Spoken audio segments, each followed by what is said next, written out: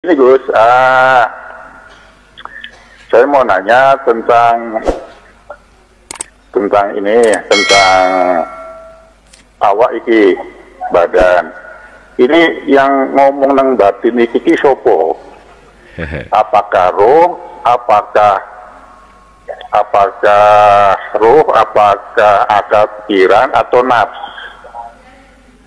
Nah kemudian kalau sing nang batin iki ngomong, pas suruh ngambil barang, terus dia tidak mau bergerak, Gus. Tetapi kalau awak gatel, itu langsung ngambil. garuk, itu. Nah, mohon penjelasannya, Gus. Apa itu, Gus? Gimana caranya, Gus? Ngaten nggih. Matur nuwun, Gus. Assalamualaikum. Waalaikumsalam warahmatullahi. Di dalam diri kita itu ada istilah irodah. Irodah adalah kehendak. Manakala kehendak itu dikembangkan, akhirnya muncul perintah. Perintah untuk apa? Saya tidak membicarakan masalah wujud perintah.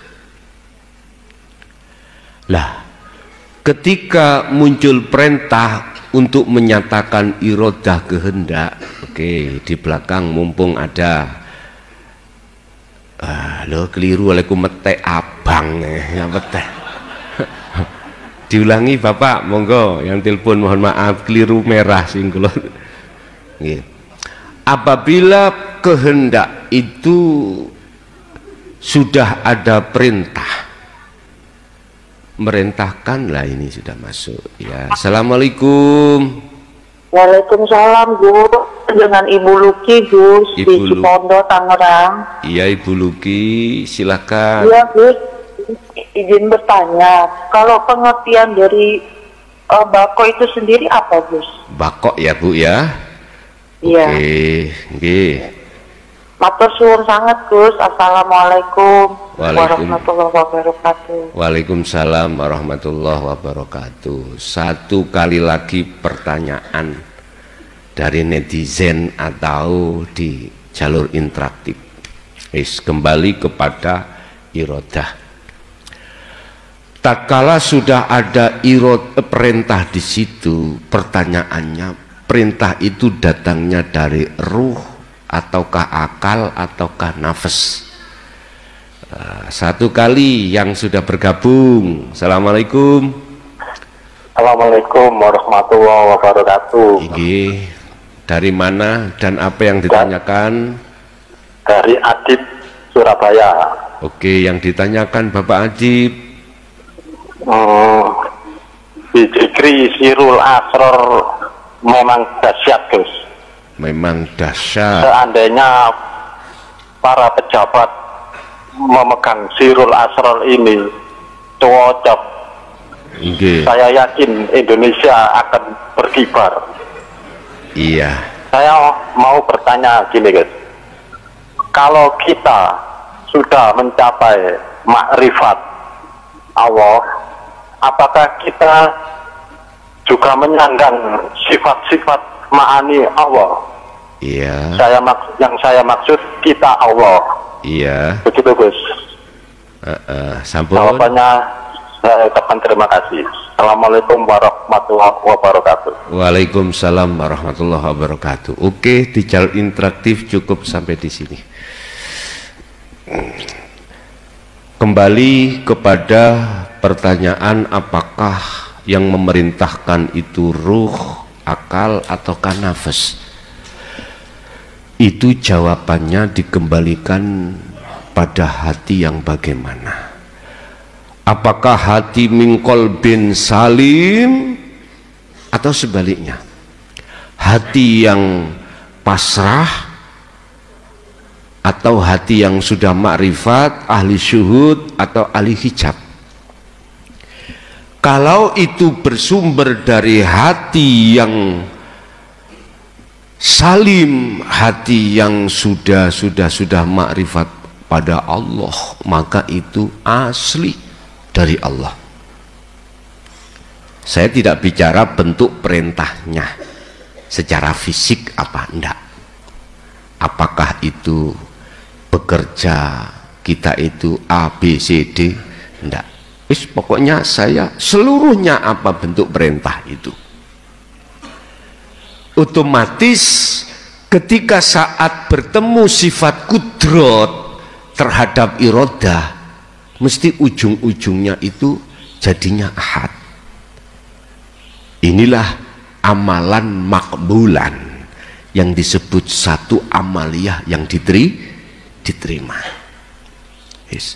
Tapi bila mana munculnya itu dari hati ahli hijab, itu mesti, kalau tidak dari akal ataupun nafas, itu pasti Pak Bu. Dan inilah hukum pasti. Apabila kudrat bertemu irodah yang ada di situ, inilah yang disebut maksiat pada Allah. Sekalipun jasmani itu dikatakan taat. Contoh. Ada azan datang, otomatis perintah untuk sholat. Oke. Kita ahli hijab. Gak mungkin ada hati untuk bertemu Allah, gak mungkin. Mesti bertemu makhluk. Mesti neng hati, di hati ini kita ingin bertemu makhluk apa? Surga. Apa? Pahala. Termasuk derajat tadi. Itu pasti orientasi kita itu ada di situ.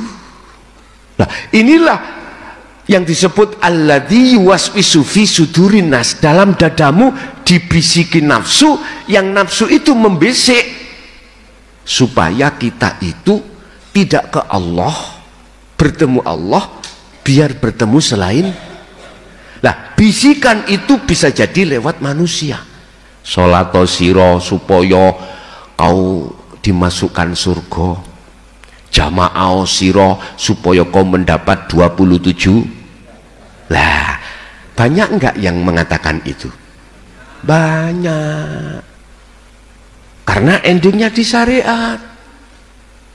Belum wayastami'unal qaul, bahasa Nabi Adam, belum fatalaqo adamu mirabbi kalimat, belum menerima dinul haq. Mesti ngoten kita mesti seperti itu, Pak. Nggak ada hati itu ingin bertemu Allah, nggak ada. Karena kita dicekoki dengan teori yang mengatakan kau kok bertemu Allah setelah kematian. Bosok tak bosok anggo aku ayo coba terus nunggu bosok gak percaya silahkan. Allah kan sudah katakan wa anibu ila rabbikum wa aslimu lahu min qabli ayatiyakumul adab. Bahasa adab diterjemahkan di dalam syariat itu nanti kalau di akhirat. Adab yaiku sikson roh King kasep bos nek ngono bos. Lu bagaimana dengan dawuh yang mengatakan ad-dunya mazra'atul akhirah, dunia ini laksana lahan kau akhirat. Bagaimana dengan makalah yang mengatakan hadits qudsi, siapa yang tahu dirinya dia akan tahu Tuhan. Bagaimana Quran yang mengatakan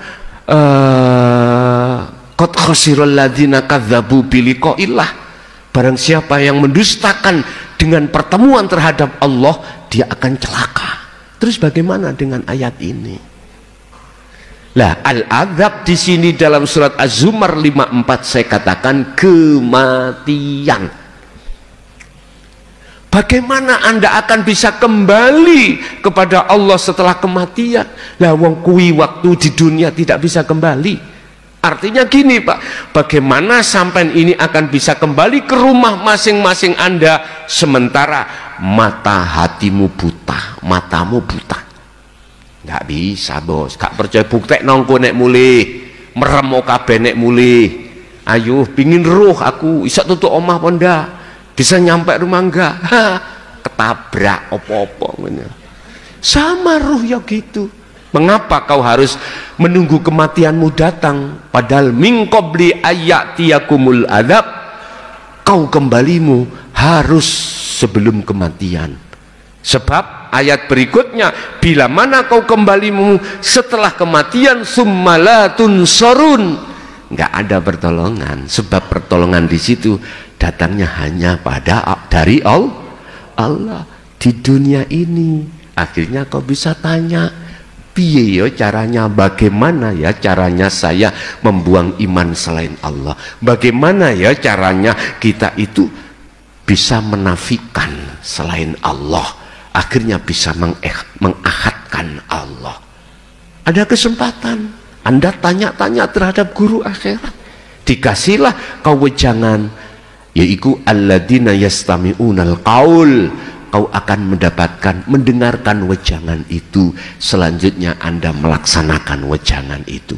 Melatih diri kita di dunia untuk bertemu Allah. Setelah kita kematian, kita akan berangkat tanpa ada yang membimbing kecuali Allah. Makanya kalau sudah bisa kembali saat di dunia, summalatun sorun ini nggak kanggu, lanafinya itu tidak kanggu.